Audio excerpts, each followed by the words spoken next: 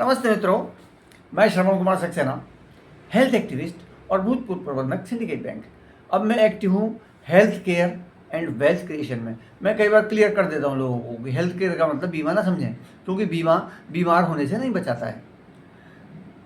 Purpose क्या है? हम अधिकतम स्वस्थ रहें और अधिक से अधिक आयु वाले यानी कि दीर्घायु और शताधिक आयु वाले हों। अच्छा, इसके लिए वैसे तो शरीर का कोई भी ऐसा अंग नहीं है जो कम महत्व का हो, लेकिन एक बात यह है कि आपने कभी कल्पना की है कि कभी अगर हड्डियां ना होती हमारे शरीर में तो हम कैसे होते?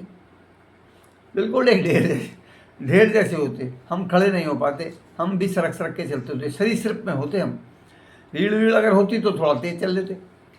मगर इससे आपको ये अनुमान लग जाएगा कि हड्डियां कितनी महत्वपूर्ण हैं हमारी, और हम उनकी केयर नहीं कर पाते हैं अनजाने में भी। और केयर करने का मतलब क्या है? ये हमारी हड्डियाँ सशक्त रहें और इतनी मजबूत रहें कि ऐसा नहीं कि कोई तो ऐसे लोग हैं कि इतने ऊंचे से कूदे और फ्रैक्चर हो गया। ये एक मकान में हम रहते थे किराए पे, मवाना में, तो एक डॉक्टर साहब थे होम्योपैथिक के, उनके साथ ऐसा अक्सर होता था। उनके कहीं ना कहीं प्लास्टर मिला करता था साल में, ऐसा मुझे लोगों ने बताया वहाँ के बारे में। एक फ्रैक्चर उनका मेरे सामने भी हुआ था।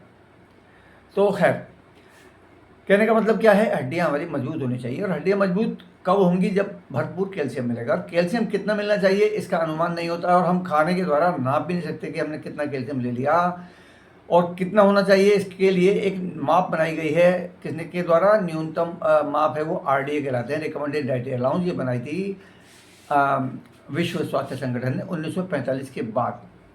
तो इसका मतलब ऐसा तो है नहीं कि वो भारतवर्षीय लोगों को ठगने के लिए बनाई गई है।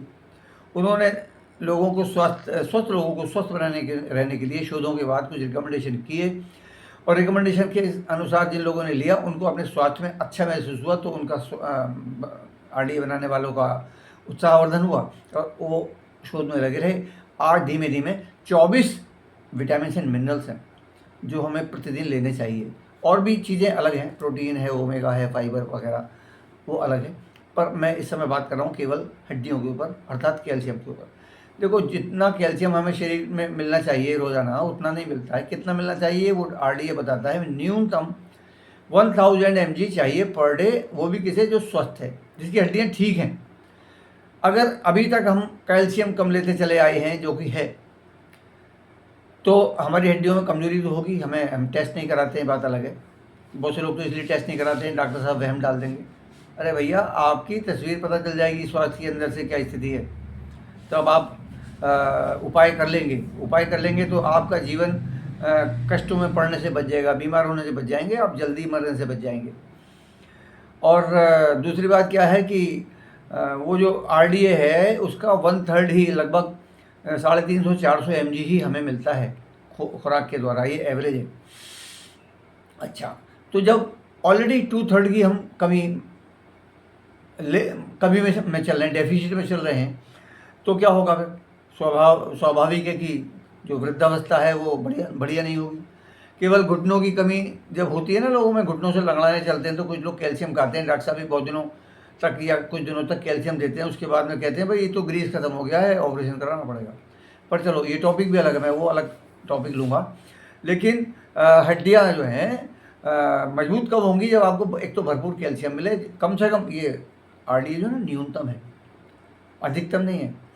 तो अगर जो कमी है वो RDA से अधिक लेना पड़ेगी, लेकर आपको पूर्ति करनी पड़ेगी। दूसरी बात क्या है कि मिल नहीं रहा, और मिल भी रहा है तो क्या विटामिन D पूरा है?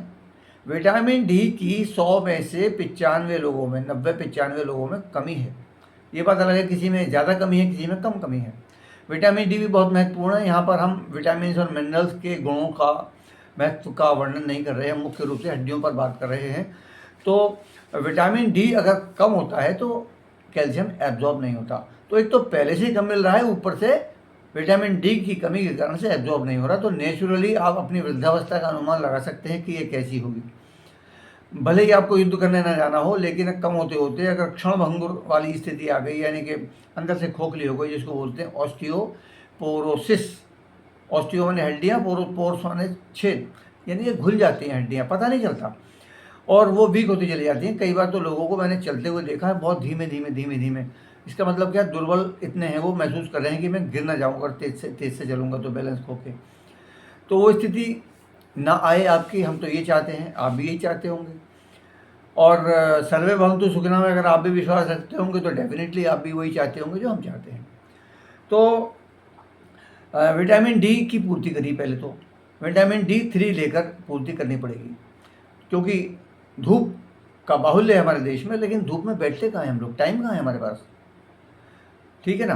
दूसरे मकानों के अब नक्शे ऐसे नहीं है कि आपके घर में धूप आ जाए, आंगन है ही नहीं, अब तो बाहर बैठ नहीं सकता कोई, कितनी देर बैठेगा। तो प्रैक्टिकली कुछ समस्याएं हैं। कपड़े पहन के बैठेंगे तो कोई फ़ायदा नहीं है, क्योंकि जहाँ जहाँ सनरेज शरीर से टच होंगी वहीं वहीं वो काम करेंगी। तो इसका मतलब धूप में बैठना भी तभी सार्थक है जब आप घुटना बनियान में बैठें। तो आप बैठ सकते हैं, ज़्यादा महिलाएं तो नहीं बैठ सकती। तो इस तरह से विटामिन डी की कमी सभी में है। और 10 में से 5 लोगों को ऑस्टियोपिनिया है। ये ऑस्टियोपोरोसिस की लेस सीवियर फॉर्म है, और ऑस्टियोपोरोसिस 10 में से 2 लोगों को है, यानी कि कभी भी ठसक लगी और फ्रैक्चर हो सकता है। अब एक एज के बाद अगर फ्रैक्चर होता है तो उसमें रिकवरी भी मुश्किल से होती है, जिसे वृद्धावस्था कहते हैं। और अगर फेम्यूर फ्रैक्चर हो गया, कूल्हे की हड्डी टूट गई, फिर तो कूल्हा बदलवाना पड़ता है, और फिर बहुत धीमे धीमे चलते हैं। धीमे धीमे चलना या ना चलना का अर्थ है कि आपका पाचन भी बढ़िया नहीं रहेगा। पाचन बढ़िया नहीं रहेगा तो आपका मन भी प्रसन्न नहीं रहेगा, आपसे खाया भी नहीं जाएगा, और दुर्बलता आएगी। धीमे धीमे धीमे धीमे आपका स्वास्थ्य डिटेरियोरेट ही होता जाएगा। तो पहले से बताने का लाभ उठाएं और अपने स्वास्थ्य को, अपनी हड्डियों को सशक्त करने में जुट जाएं। आजकल तो बच्चों को भी कैल्शियम की कमी से, विटामिन डी की कमी से हड्डियां कोमल हो रही हैं, उनमें रिकेट्स लौट रहा है। रिकेट्स का मतलब है हड्डियों का कोमल होते चले जाना। बोर्ड लेग्स यानी कि धनुषाकार पैर, इसके मामले बढ़ रहे हैं। और ये मैंने बहुत पहले पढ़ा था अखबार में कि 25 वर्षीय युवक की हड्डियाँ 40 वर्षीय प्रौढ़ की भांति हो रही हैं। तो इतना काफ़ी है। अब मैं आपको जो बताने बैठा हूँ वो इसलिए बैठा हूँ कि मैं तो रोज़ाना लेता हूँ। देखो, ये कैलमेट डी है हमारे यहाँ। कैल्शियम अकेला पर्याप्त नहीं होता है, और विटामिन डी के अलावा इसमें मैग्नीशियम भी चाहिए। मैग्नीज भी इसमें है, मैग्नीशियम भी है, विटामिन D2 भी है, और जिंक भी है। ये सारी ज़रूरी चीज़ें हैं। और कैलमेट डी और K2 जोड़ा गया है अभी। K2 पचाने के लिए बहुत ही महत्वपूर्ण है। तो कैल्शियम जो भी जाएगा शरीर में, एक तो ये ऑर्गेनिक है, खाली नेचुरल शब्द भी छोटा है ऑर्गेनिक के सामने, तो ये ऑर्गेनिक है, और मैक्सिमम, अधिकतम ये आपका शरीर एब्जॉर्ब कर लेता है।